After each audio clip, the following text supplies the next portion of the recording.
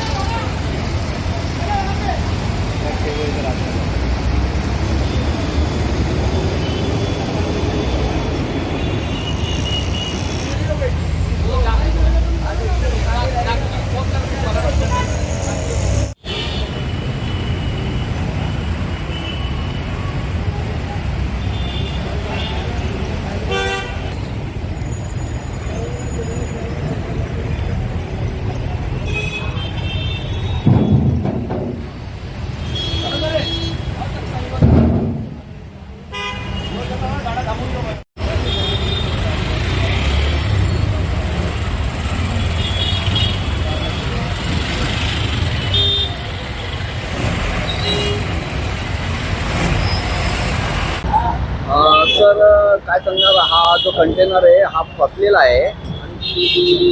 हा जो कंटेनर आहे तो संभाजीनगरवरून येवई मार्गे वडपा मार्गे आतमध्ये आला.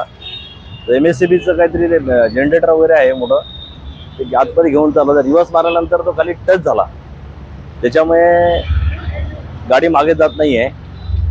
मोठी क्रेन्सला लावायला तर जागा नसल्यामुळे मेकॅनिक मागून आता आपण ते अर्धा तासामध्ये क्लिअर व्हायला पाहिजे, प्रयत्न चालू आहेत. वाहतूक नियमासाठी अंमलदार नेमलेले आहेत, वाहतूक नियमन चाललेले आहे. वाहतुकीचा काही मोठा अडथळा नाही आहे, तरी सुद्धा लवकरात लवकर आम्ही क्लिअर करून घेत आहोत. ट्रॅफिकचे सर्व अंमलदार अधिकारी वाहतूक नियमन करत आहेत.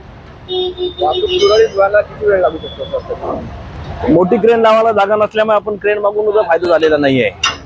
आता या त्यांचे मेकॅनिक आपण बोलवून ते मेकॅनिकाचे मार्ग त्याला जॅक लावून त्याच्यामध्ये खाली रॉड टाकून गाडी मागे घेण्याचा प्रयत्न चालू आहे. माझ्या मते एक अर्धा तासाच्या आतमध्ये 20-25 मिनिटांमध्ये ते व्हायला पाहिजे क्लिअर.